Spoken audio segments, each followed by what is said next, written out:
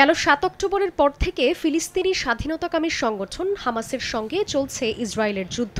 Hamas নির্মূলের নামে Israeli তাণ্ডবের বিরুদ্ধে যুদ্ধের ময়দানে নামে লেবাননের সশস্ত্র গোষ্ঠী হিজবুল্লাহ। নেতানিয়াহুর সেনাদের ওপর রকেট হামলা চালিয়ে যাচ্ছে গোষ্ঠীটিও। এর মধ্যেই চলতি মাসে সিরিয়ার দামেস্কে ইরানি কনসুলেটে ইসরায়েলি হামলা, এর প্রতিশোধে ইসরায়েলি ভূখণ্ডে তেহরানের হামলা, সবশেষ পাল্টা বদলা নিতে ইরানের ভূখণ্ডে নেতানিয়াহু বাহিনীর হামলায় অস্থির গোটা মধ্যপ্রাচ্য।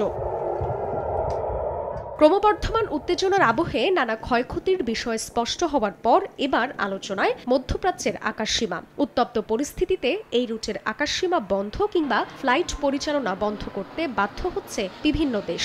বাতিল করতে হচ্ছে অভ্যন্তরীণ ও আন্তর্জাতিক সব ফ্লাইট, বন্ধ রাখা হচ্ছে ট্রানজিটও।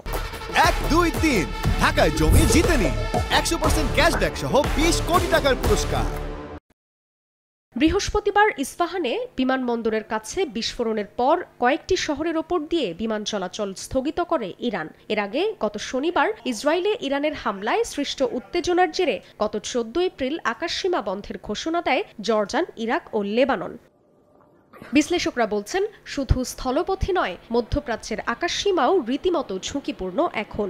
নাগরিকদের নিরাপত্তার স্বার্থে বিমান চলাচল স্থগিত করলেও যাত্রীদের ঠিকই নিরাপত্তা বিঘ্নিত হচ্ছে। ভূরাজনৈতিক পরিস্থিতি ও সংঘাত বৃদ্ধি অব্যাহত থাকলে এ অঞ্চলে ভ্রমণ পিপাসুরা ভ্রমণও বাতিল করবে বলে মনে করা হচ্ছে। জান্নাতুল সাদিয়া, সময় সংবাদ।